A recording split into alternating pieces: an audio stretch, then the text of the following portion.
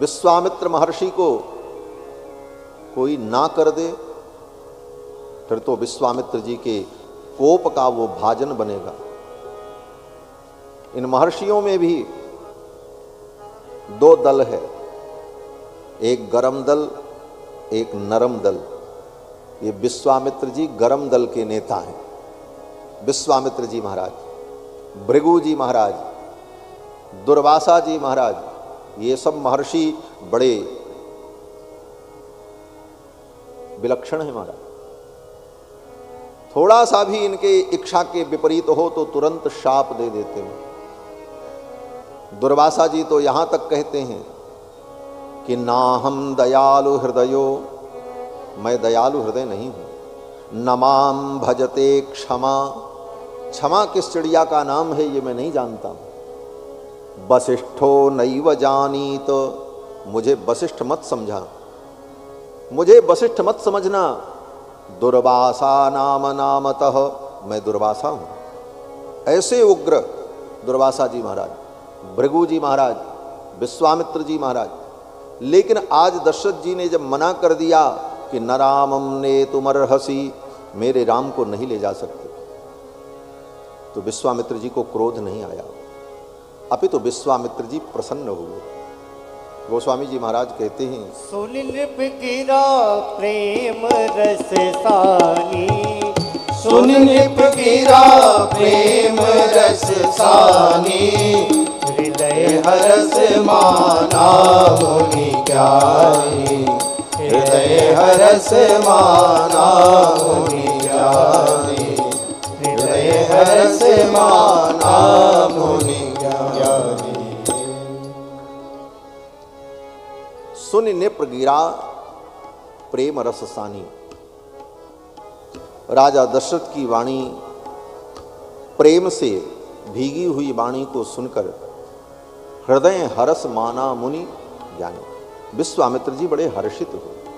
विश्वामित्र जी ने मन मन में ही कहा, धन्य है ये राजा, ये अपने सत्य को त्याग देगा, अपना सर्वस्व त्याग देगा, लेकिन अपने राम को नहीं देगा। वाह, हे राजन, तुम्हारा त्याग प्रशंसनीय है, वंदनीय है। आज तक तो दुनिया में हमने बहुत त्यागी देखा, पैसे के लिए, धन के लिए, संसार के लिए, अपने परिजनों के लिए सत्य को, धर्म को, सिद्धांत को त्यागने वाले दुनिया में तो गली गली में मिल जाएंगे, लेकिन परमात्मा के लिए सत्य और प्राण और सर्वस्व त्यागने वाला अगर कोई है तो ये राजा है। हृदय हरस माना मुनि ज्ञान। विश्वामित्र जी बड़े प्रसन्न हुए और विश्वामित्र जी ने कहा, राजन,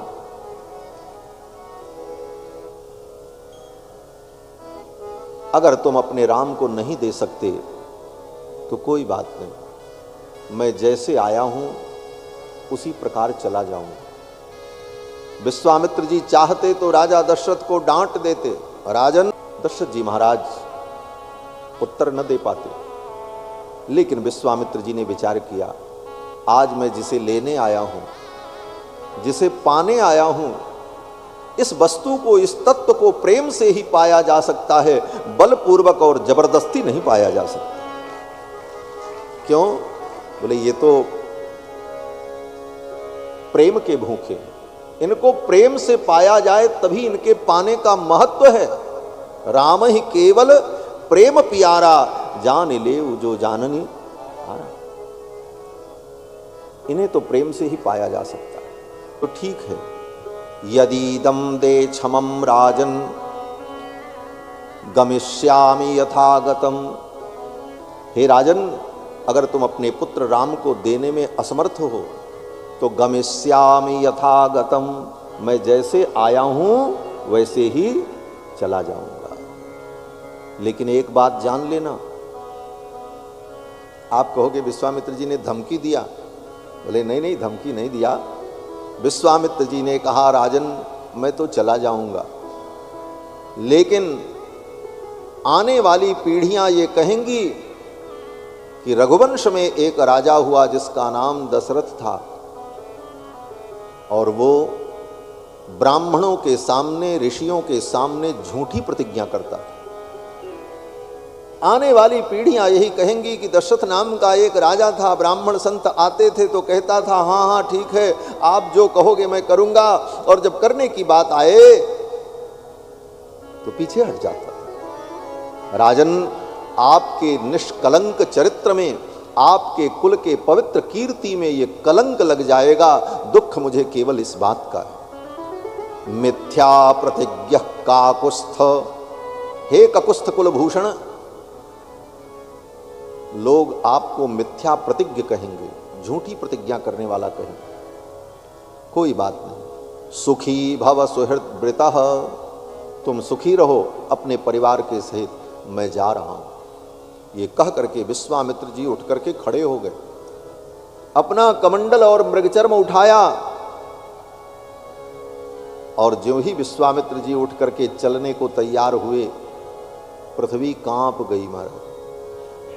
चचाल वसुधा कृत्स्ना, ये धरती कांप गई। क्यों कांप गई? विश्वामित्र के क्रोध से या विश्वामित्र के भय से?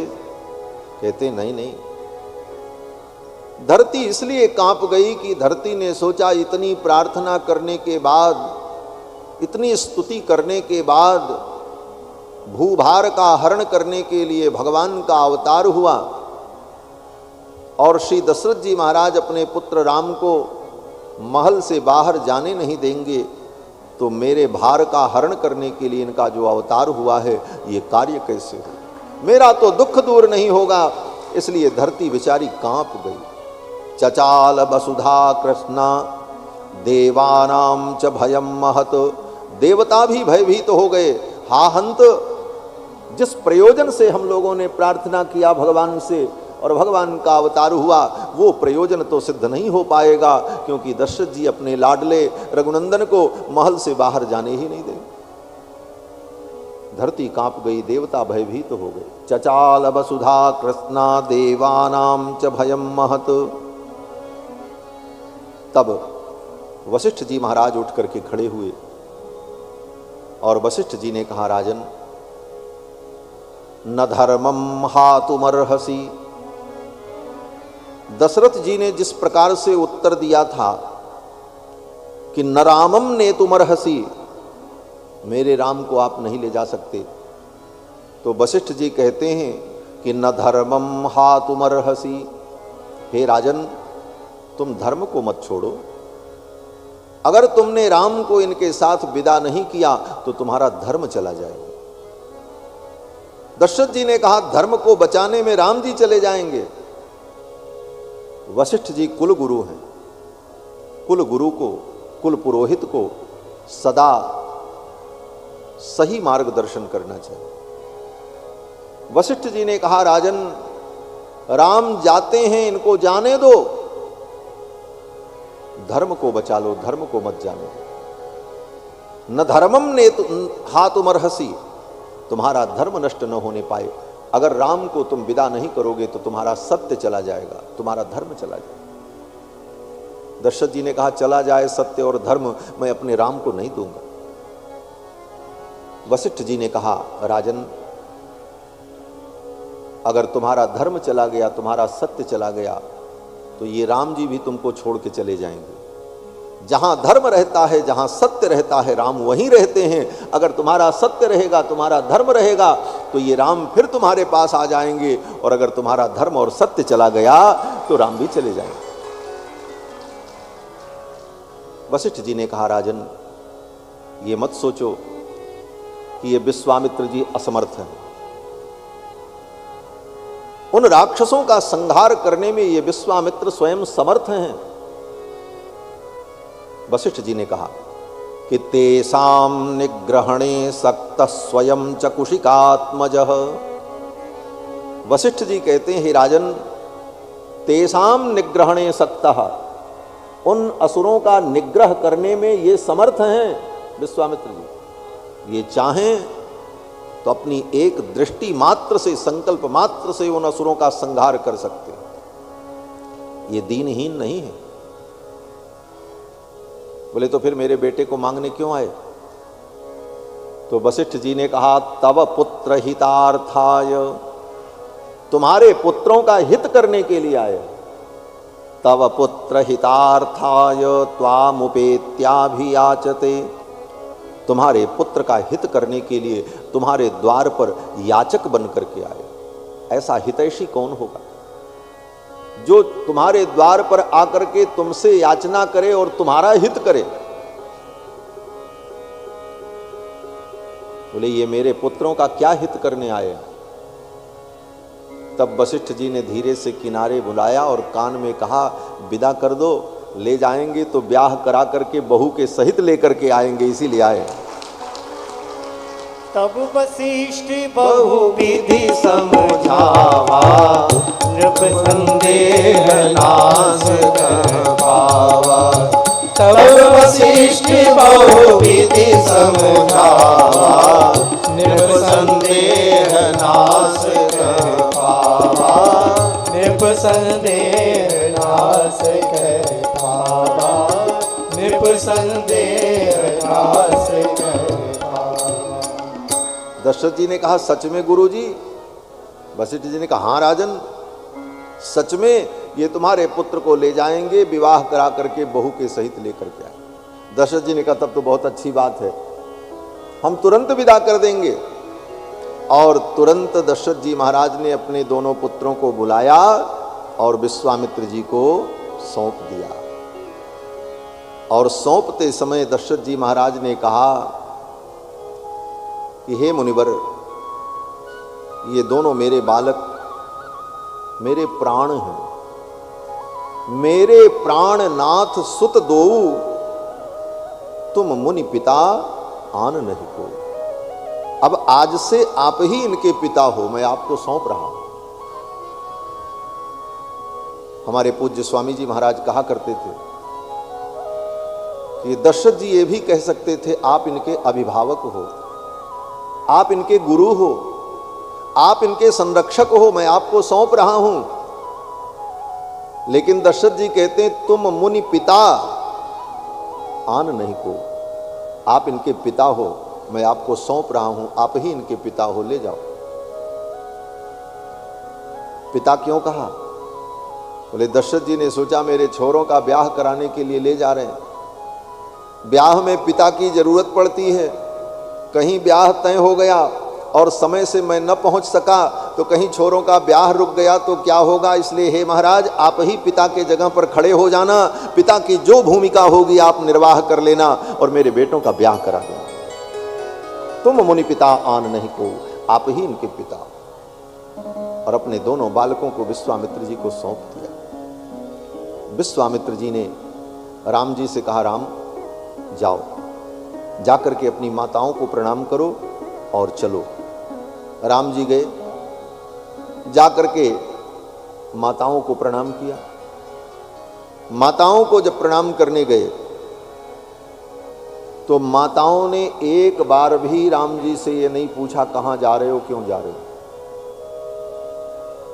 गोस्वामी तुलसीदास जी महाराज लिखते हैं कि जननी भवन गए प्रभु, चले नाई पद शीश।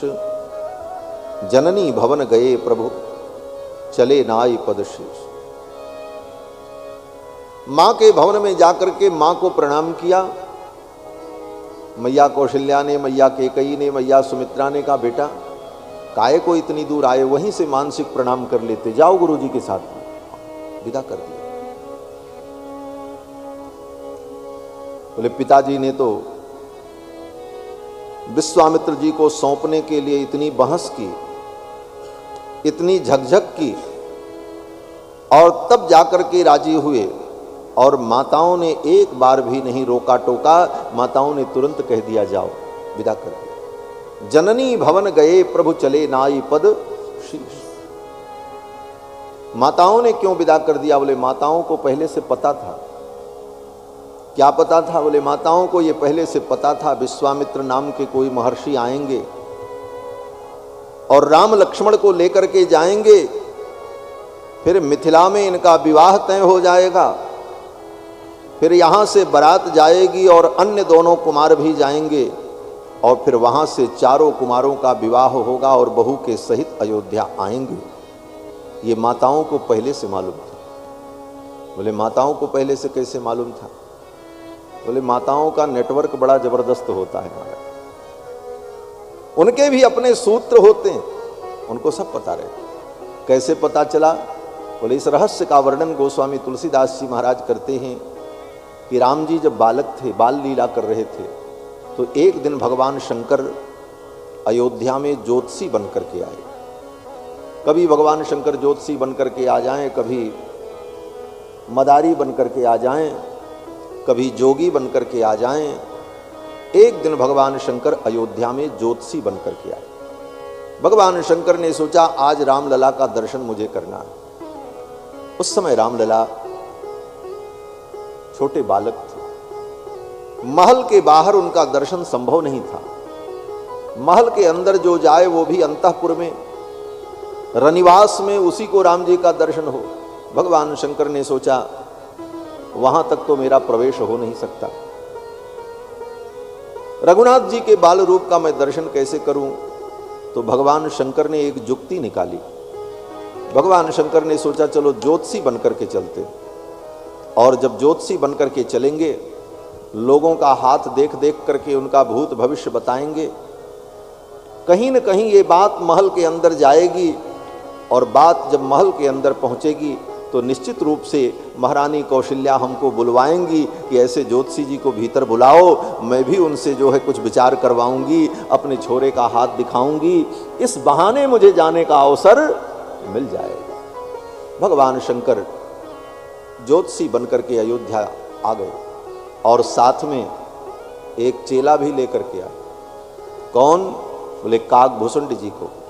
काकभूषुंड को, चेला को साथ में लेकर भगवान शंकर ज्योतिषी बनकर के आए, और अयोध्या की गलियों में घूम घूम करके लोगों का हाथ देख करके भूत भविष्य का वर्णन करने लगे। महाराज अवध आज आगमी एक आयो, अवध आज आगमी एक आयो, करतल निरखी कहत सब गुण गण, करतल निरखी कहत सब गुण गण, बहुतन परिचो पायो, बहुतन परिचो पायो, अवध आजो आगमी आयो, अवध आजो आगमी आयो, बूढ़ो बड़ो प्रामाणिक ब्राह्मण, बूढ़ो बड़ो प्रामाणिक ब्राह्मण, शंकर नाम सुहायो, शंकर नाम सुहायो, संगी सुशीष सुनत कौशल्या, संग सुशीष सुनत कौशल्या, भीतर भवन बुलायो, भीतर भवन बुलायो, अवध आयो आगमी एक आयो, अवध आयो आगमी एक आयो, अवध आयो आगमी। भगवान शंकर ज्योतिषी बनकर के आए, अयोध्या की गलियों में लोगों का हाथ देखने लगे, भूत भविष्य वर्तमान सब बता देते। पूरी अयोध्या में चर्चा हो गई, अरे बड़े अच्छे ज्योतिषी आए हुए हैं, भूत भविष्य वर्तमान सब कुछ बता देते। माँ कौशल्या को जब पता चला, माँ कौशल्या ने सेवकों को भेजा, कहा जाओ ज्योतिषी जी को आदरपूर्वक बुला करके महल के अंदर ले आओ। ज्योतिषी जी कैसे थे? बोले बूढ़ो बड़ो प्रामाणिक ब्राह्मण, जवान नहीं बूढ़े, बूढ़े पंडित का बड़ा सम्मान होता। बूढ़े प्रामाणिक ब्राह्मण बनकर के भगवान शंकर आए। बूढ़ो बड़ो प्रामाणिक ब्राह्मण शंकर नाम सुहायो। सेवकों ने जाकर के पूछा, महाराज आपका क्या नाम है? तो भगवान शंकर ने कहा, मेरा नाम है शंकर शास्त्री, शंकर शास्त्री जी महाराज। बोले चलो महाराज पधारो, माँ कौशल्या ने आपको बुलाया है।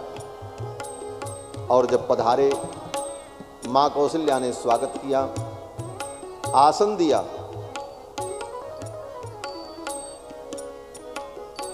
आसन के बाद वस्त्र पहनाया और विविध आहार प्रसाद भोजन कराया, दक्षिणा दी। और तब माँ कौशल्या ने कहा, महाराज अब मेरे बालक का हाथ देख करके मेरे बालक का भविष्य बताओ।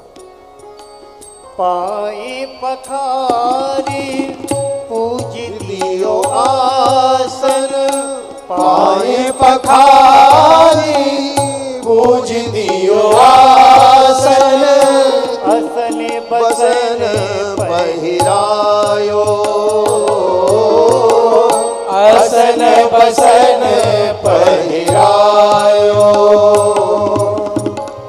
मेले चरण चारु चार्यो सुत, मेरे चरण चार चारो सुत, माथे हाथ दबायो,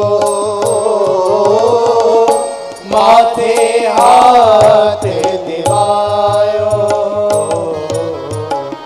अवध आजो आगमी एक आयो, अवध आजो आगमी एक आयो, अवध आज आगमी। चरण पखारी पूज दियो आसन, असन बसन पहिरायो।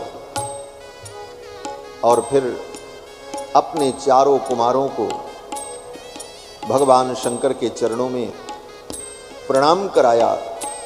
और मैया कौशल्या ने कहा, ज्योतिषी जी मेरे छोरों के सिर पर आप हाथ रख दो, आशीर्वाद दे दो। भगवान शंकर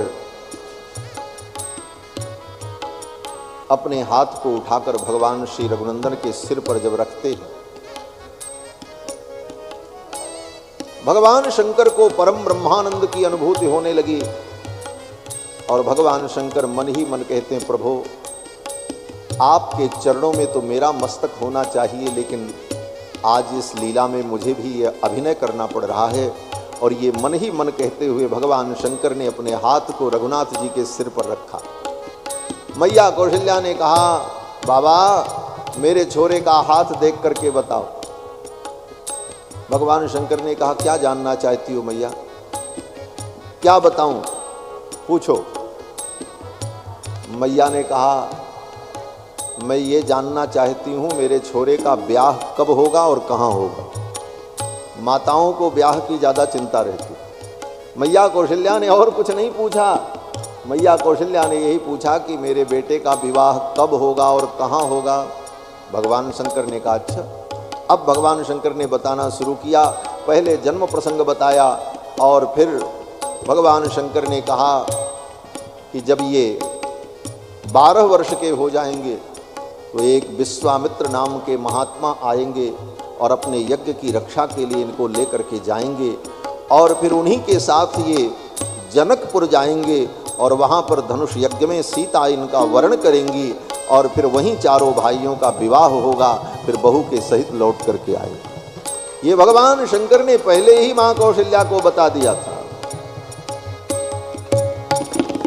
जन्म प्रसंग कहो कौशिक विष, जन्म प्रसंग कहो कौशिक विष, सिय स्वयं वर गायो, सिय स्वयं वर गायो। राम भरत रिपु दवन लखन को, राम भरत रिपु दवन लखन को,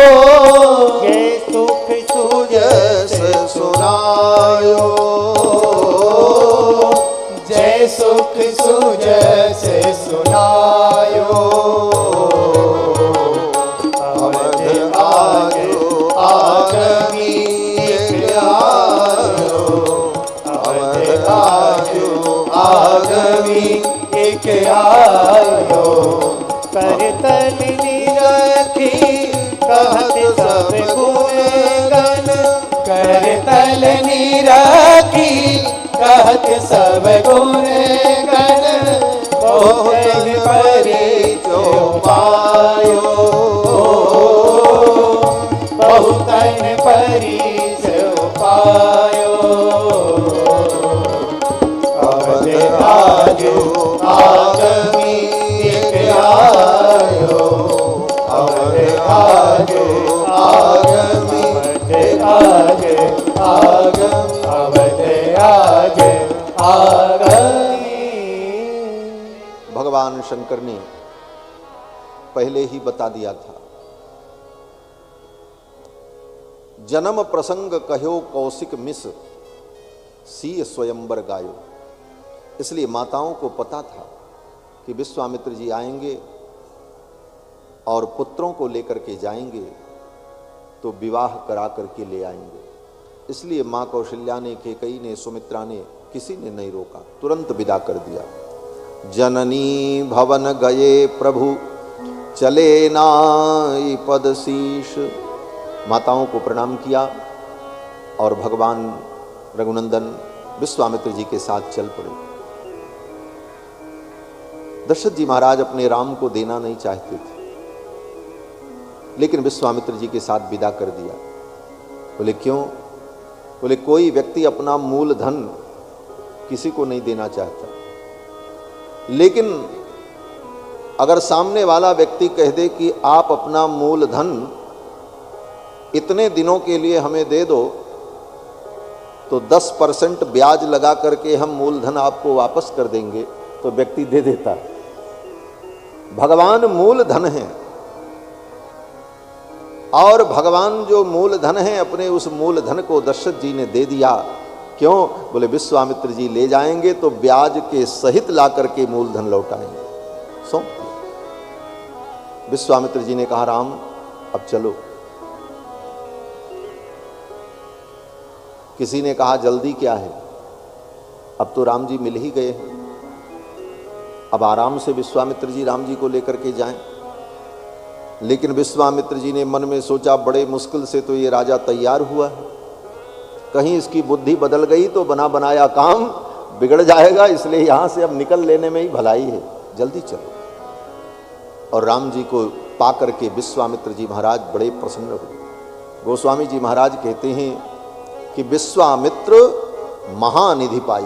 विश्वामित्र जी को लगा कि आज मुझे महान निधि मिल गई महाराज। श्याम गौरी सुंदर दो भाई, श्याम गौर सुंदर दो भाई, विश्वामित्र महानिधि पाई, विश्वामित्र महानिधि पाई, विश्वामित्र महानिधि पाई, विश्वामित्र महानिधि पाई।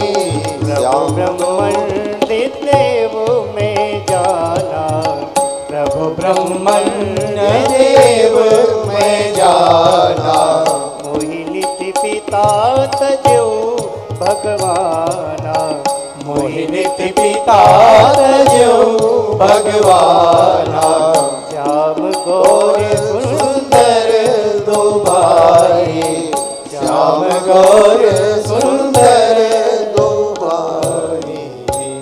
विश्वामित्र जी को लगा मुझे महानिधि मिल गई और विश्वामित्र जी भगवान को लेकर के चल पड़े। अयोध्या से जब चले तो सरयू जी के किनारे किनारे, सरयू जी के दक्षिण तट पर पैदल विश्वामित्र जी महाराज राम लक्ष्मण को लेकर चल पड़े। अयोध्या से जब चले तो प्रथम दिन की यात्रा में 6 कोस की यात्रा संपन्न हुई, 18 किलोमीटर। और 18 किलोमीटर चलते चलते सायंकाल की वेला हो गई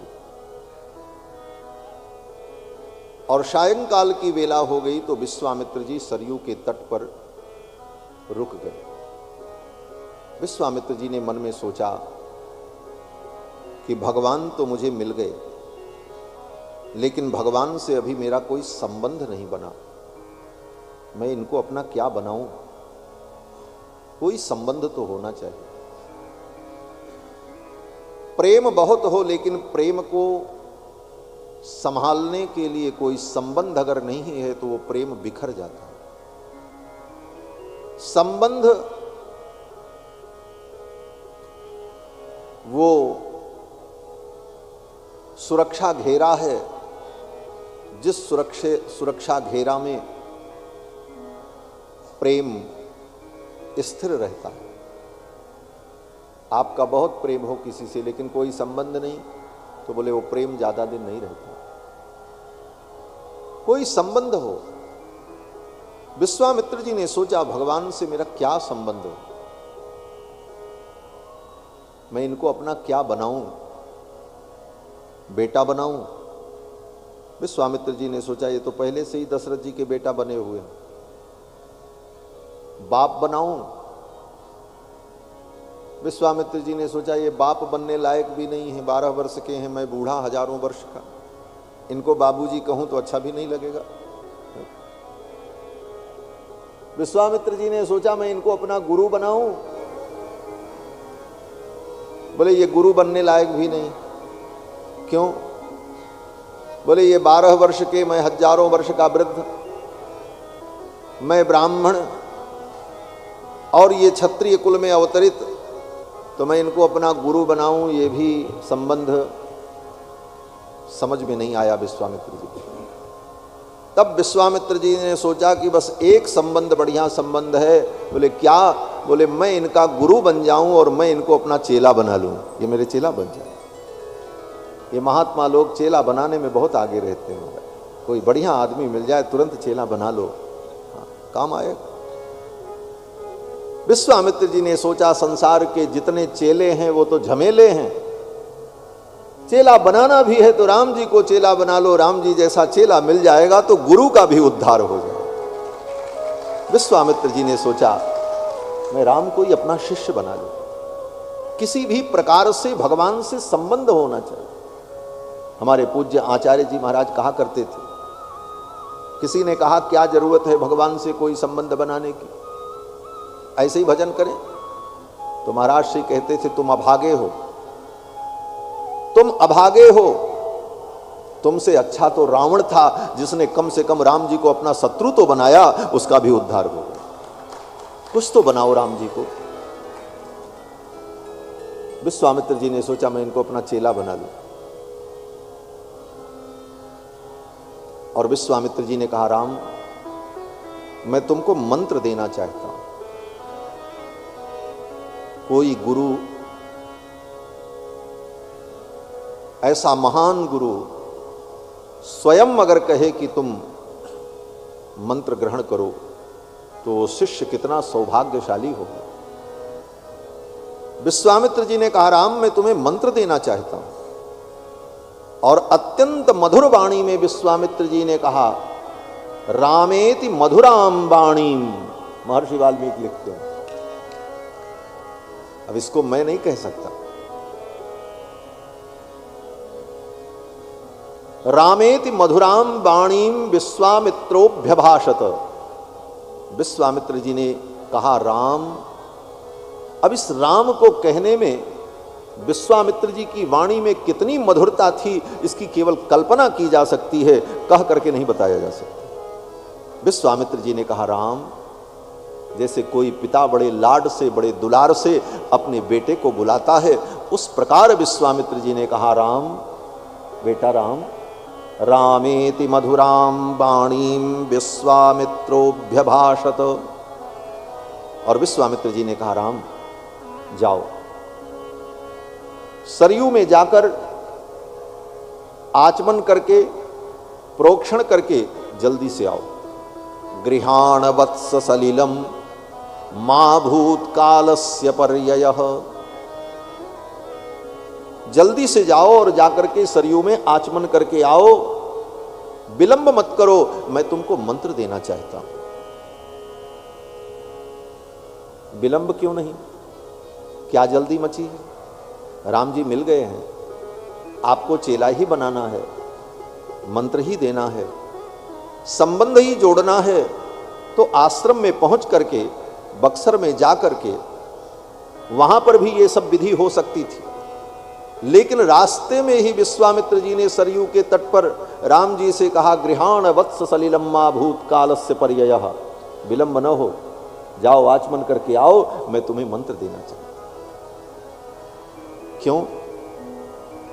बोले विश्वामित्र जी ने विचार किया, भगवान से संबंध जोड़ने में विलंब नहीं करना चाहिए, जितना जल्दी हो जाए भगवान से तुम्हारा संबंध बन जाए, इसी में तुम्हारा भला है। विश्वामित्र जी ने सोचा विलंब करना ठीक है,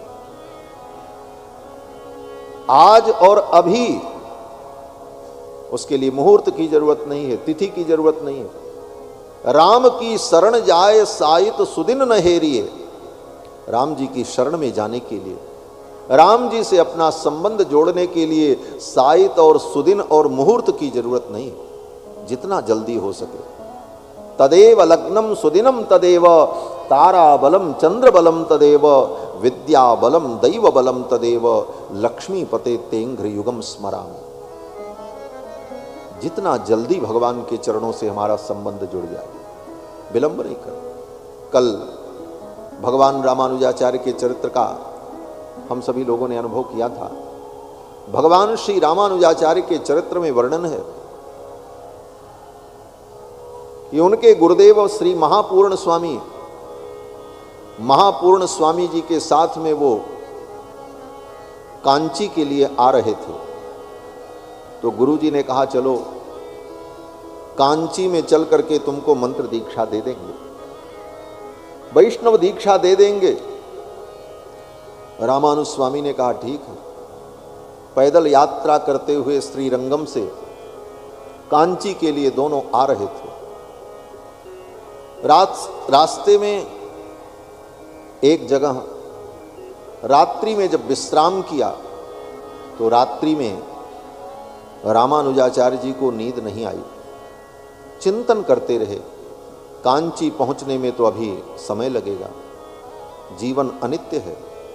अगर कहीं जीवन लीला यहीं समाप्त हो गई तो बिना वैष्णव हुए, बिना शरणागति किए ये जीवन समाप्त हो जाएगा, तो ये तो बहुत बड़ी हानि हो जाएगी। इसलिए अर्धरात्रि में ही उठकर के भगवान श्री रामानुजाचार्य ने अपने गुरु महापूर्ण स्वामी के चरण को पकड़ लिया और कहा, गुरुदेव अभी इसी समय आप मेरी शरणागति करा दो और मुझे दीक्षा दे दो, क्योंकि जीवन अनित्य है। अभी मेरा संबंध भगवान से जोड़ दो,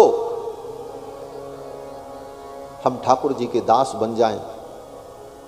और ये निष्ठा देखकर वहीं कोदंडपाणी भगवान के मंदिर में रास्ते में ही महापूर्ण स्वामी ने भगवान रामानुजाचार्य को मंत्रोपदेश करके, दीक्षा दे करके भगवान की शरणागति कराई। इन सारी कथाओं का यही तात्पर्य है कि भगवान की शरणागति करने में विलंब नहीं करना चाहिए। जितना जल्दी हो सके भगवान से हमारा संबंध जुड़ जाए, क्योंकि ये जीवन अनित्य है। कब जीवन कहां किसका समाप्त हो जाए पता नहीं है। ये जीवन अनित्य है और कहीं भी कभी भी किसी की जीवन लीला समाप्त हो सकती है। ऐसी स्थिति में जितना जल्दी हो सके भगवान से अपना संबंध जोड़ लेना चाहिए। विश्वामित्र जी ने कहा, राम विलंब मत करो, मैं तुम्हें मंत्र देना चाहता हूं। भगवान श्री राम ने कहा, जैसी आज्ञा। राम जी ने जाकर के आचमन किया और आचमन करके प्राणायाम करके आकर के विश्वामित्र जी के सामने बैठ गए। विश्वामित्र जी ने बला अतिबला नाम की विद्या राम जी को प्रदान की। विश्वामित्र जी ने कहा, राम ये मंत्र जो मैं तुम्हें दे रहा हूं, मंत्र ग्रामम गृहाण त्वम बलाम अतिबलाम तथा, ये बला और अतिबला नाम की जो विद्या है, ये दोनों विद्याएं मैं तुम्हें प्रदान कर रहा हूं। मंत्र ग्रामम, ये मंत्र का ग्राम है, मंत्र का समूह है। विश्वामित्र जी ने बला अतिबला नाम की विद्या राम जी को प्रदान की। ये कौन सी विद्या है? बोले इस विद्या का प्रभाव है। विश्वामित्र जी कहते हैं राम, ये विद्या अगर तुम्हें प्राप्त हो गई तो न श्रमो, तुम्हें कभी श्रम नहीं होगा। 24 घंटे तुम परिश्रम करो, काम करो, लेकिन तुम्हें थकावट नहीं होगी। इस विद्या का ये प्रभाव होगा। न श्रमो न ज्वरो, इस विद्या के प्रभाव से कभी तुम्हें ज्वर नहीं होगा। न ते रूपस्य विपर्ययः, तुम्हारे इस रूप में कभी कोई परिवर्तन नहीं होगा। आज जैसा तुम्हारा रूप है सदा ऐसा ही रूप रहे। और इस मंत्र का प्रभाव क्या है? विश्वामित्र जी ने कहा न च सुप्तम प्रमत्तम वा धर्षयिष्यन्ति नैरिताः। हे राम, अगर तुम सोते रहोगे अथवा असावधान रहोगे, उस समय भी तुम्हारे शत्रु तुम्हारा कुछ नहीं बिगाड़ सकते, तुम सदा सुरक्षित रहोगे। ऐसी विलक्षण विद्या विश्वामित्र जी ने राम जी को प्रदान की। और फिर विश्वामित्र जी और भगवान श्री राम और लक्ष्मण वहीं सरयू के तट पर विश्राम करते। अयोध्या से निकलने के बाद पहली रात्रि सरयू के तट पर बीती, वहीं पर शयन किया। अब वहां कोई बिस्तर तो था नहीं। भगवान श्री राम और कुमार लक्ष्मण दोनों वहीं सरयू के तट पर तृण की सैया पर, घास की सैया पर शयन करते। अब राम जी को नींद नहीं आ रही, लक्ष्मण जी को भी नींद नहीं आ रही। तो विश्वामित्र जी ने क्या किया? बोले एक तरफ से अपनी जंघा पर राम जी को लेटाया, उनका सिर रख लिया, और एक तरफ से लक्ष्मण को अपनी जंघा पर लेटा लिया, लक्ष्मण का सिर रख लिया, और दोनों के सिर पर विश्वामित्र जी अपना हाथ फेरते हुए सुंदर सुंदर कहानी सुनाने लगे। क्योंकि ये बालक हैं, कहानी सुनते रहेंगे तो धीरे धीरे इनको नींद आ जाए। ये वात्सल्य भाव है विश्वामित्र जी का। महर्षि वाल्मीकि लिखते हैं कि दशरथ नृपसूनु सत्तमाभ्याम, जो दशरथ के पुत्र हैं, दशरथ नृप, ऐसे वैसे दशरथ नहीं, राजा दशरथ, चक्रवर्ती सम्राट दशरथ के पुत्र हैं। दशरथ नृपसूनु सत्तमाभ्याम, और आज कहां सो रहे हैं? बोले तृण शयने नुचिते सहोषिताभ्याम, तृण के बिस्तर पर सो रहे हैं। ये अनुचित है, ये इनके योग्य नहीं है। लेकिन भक्तवत्सल रघुनंदन आज तृण की सैया पर सो रहे हैं।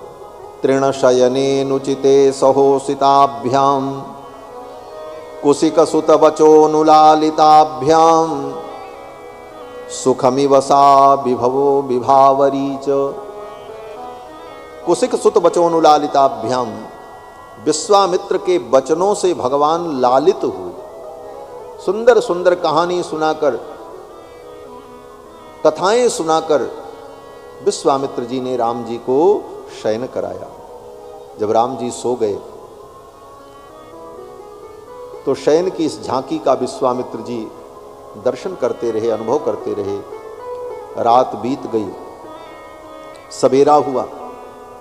सवेरा जब हुआ तो राम जी की नींद नहीं खुल रही। राम जी अभी खर्राटे ले रहे हैं, लक्ष्मण जी भी सो रहे। विश्वामित्र जी ने सोचा अब उठेंगे, अब उठेंगे, अब इनकी नींद खुलेगी।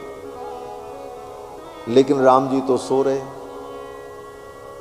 यद्यपि राम जी प्रातः काल उठने वाले हैं, प्रातः काल उठ के रघुनाथा मातु पिता गुरु नाम ही माथा, लेकिन आज राम जी सो रहे हैं।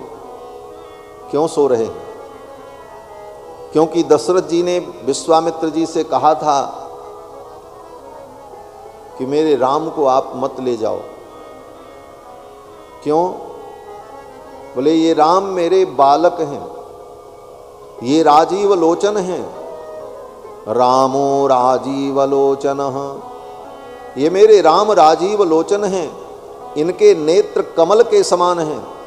और जैसे कमल सूर्योदय होने पर खिलता है और सूर्यास्त होने पर कमल बंद हो जाता है, उसी प्रकार जब सूर्योदय होता है तब इनकी नींद खुलती है और सूर्यास्त होते ही इनको नींद आ जाती है, सो जाते हैं। ये बालक हैं। आप इनको ले जाओगे तो सूर्यास्त होते ही इनको नींद आ जाएगी, ये बालक हैं, सो जाएंगे। और रात्रि में जब निशाचर आएंगे तो राम सोते रहेंगे, आपके यज्ञ की रक्षा कैसे होगी? इसलिए आप इनको मत ले जाओ। ये सब बातें दशरथ जी ने विश्वामित्र जी से कही थी। इसलिए भगवान श्री राम ने सोचा कि पिताजी ने कहा था कि राम सूर्योदय तक सोते हैं, तो चलो आज सूर्योदय तक सो लेते हैं। नहीं तो विश्वामित्र जी महाराज कहेंगे कि दशरथ जी झूठ बोल रहे थे। अपने पिता के वचन को सत्य करने के लिए भगवान देर तक सोते रहे। जब बहुत देर हो गई तब विश्वामित्र जी ने सोचा अब तो इनको जगाना ही पड़ेगा। और तब विश्वामित्र जी ने राम जी को जगाया। कैसे जगाया?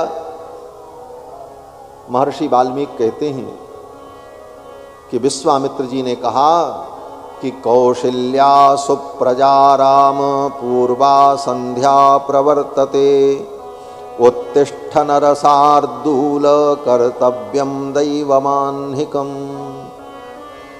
हे कौशल्या के पुत्र, पूर्वा संध्या प्रवर्तते, प्रातः काल की संध्या का समय हो गया, उठो और उठ करके अपने दैनिक कृत्य को संपन्न करो।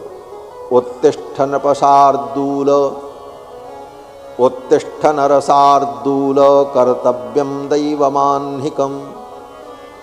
उठ करके अपने दैनिक आह्निक कृत्य को संपन्न करो। ये कह करके विश्वामित्र जी ने राम जी को जगाया।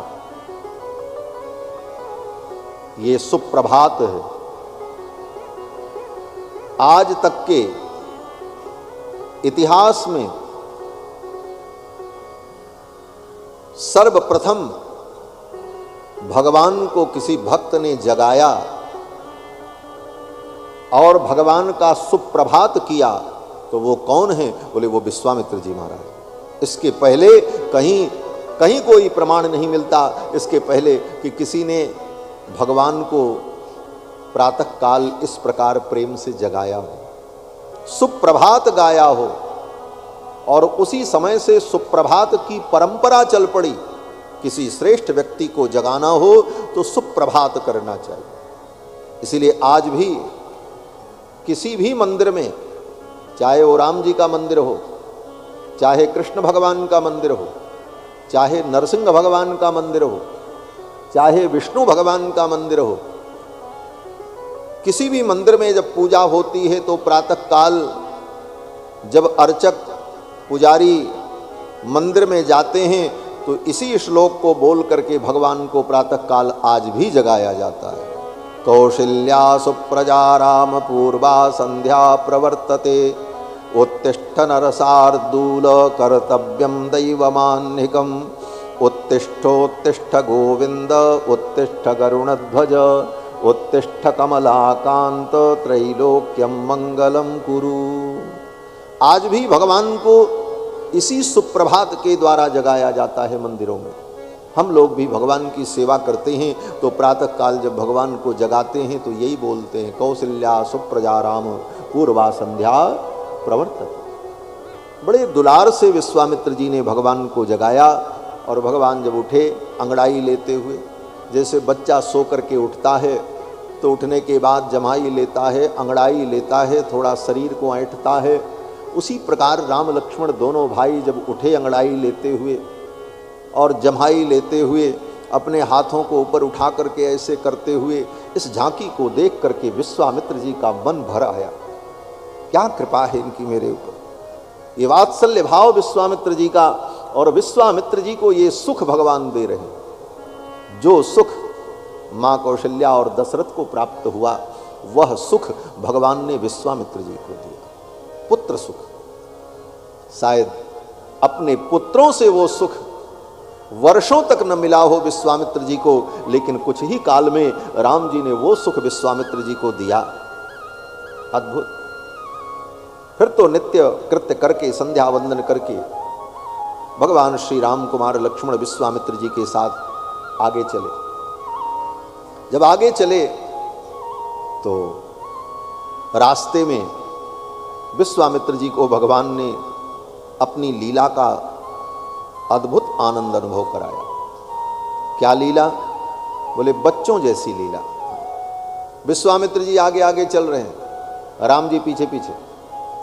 बगल में कोई सरोवर दिखाई पड़ा, उस सरोवर में पानी भरा था, कमल खिले हुए थे। राम जी दौड़ करके घुस गए उस सरोवर में और कमल फूल तोड़ने लगे। विश्वामित्र जी ने देखा, विश्वामित्र जी ने कहा, अरे राम इधर आओ, इधर आओ। विश्वामित्र जी को लगा ये बालक हैं, कहीं पानी गहरा होगा और कोई दुर्घटना हो गई तो मैं क्या करूंगा, इनको संभालूंगा कि इनको संभालूंगा। लक्ष्मण जी उधर भागे और राम जी उधर भागे। जैसे दो बच्चों को लेकर के आप कहीं चलो, एक उधर भागे तो एक इधर भागे, तो व्यक्ति परेशान हो जाता, इसे पकड़ें कि उसे पकड़। सहज बालक जैसी लीला करते हुए राम जी चलने लगे। कभी सरोवर में जाकर के कमल तोड़ने लग जाए, विश्वामित्र जी बुला लेते। फिर थोड़ी दूर चल करके गए आगे तो देखा एक मट्टी का बहुत बड़ा टीला था, पत्थर था, शिला थी। राम जी दौड़ करके उस पत्थर की शिला पर चढ़ गए और चढ़ करके चारों तरफ का नजारा देखने लगे। विश्वामित्र जी ने सोचा, अरे कहीं इनके पैर फिसल गए और गिर पड़े, चोट लग गई तो क्या होगा। विश्वामित्र जी दौड़ करके जाते हैं और राम जी से कहते, राम नीचे आ जाओ। राम जी जब उतरने का प्रयास करते हैं तो विश्वामित्र जी सोचते हैं कहीं उतरने में इनको चोट न लग जाए, इसलिए दोनों हाथ आगे बढ़ा करके गोद में लेकर के राम जी को उतारते हैं। ऐसा सुंदर अनुभव विश्वामित्र जी को भगवान ने कराया। मुनि संग हर्ष चले दो भाई, मुनि संग हर्षि चले दो भाई। हर्षि चले दो भाई, ऋषि संग हर्षि चले दो भाई। ऋषि संग हर्षि चले दो भाई, ऋषि संग हर्षि चले दो भाई। ऋषि संग हर्षि चले दो भाई, ऋषि संग हर्षि चले दो भाई। बैठत सरली सिलन चढ़ चितवनी, बैठत सरली सिलन चढ़ चितवत, खग मृग बने रुचिराई। ऋषि संग खग मृग बने रुचिराई। ऋषि संग सादर सभै सप्रेम पुलक मुनि, सादर सभये सप्रेम पुलक मुनि। सादर सभै सप्रेम पुलक मुनि, सादर सभये सप्रेम पुलक मुनि। पुनि पुनि लेत बोलाई, ऋषि संग पुनि पुनि लेत बोलाई। ऋषि संग हर्षि चले दो भाई, ऋषि संग हर्षि चले दो भाई। ऋषि संग हर्षि चले दो भाई। ऋषि संग हर्षि चले दो भाई। ऋषि संग हर्षि चले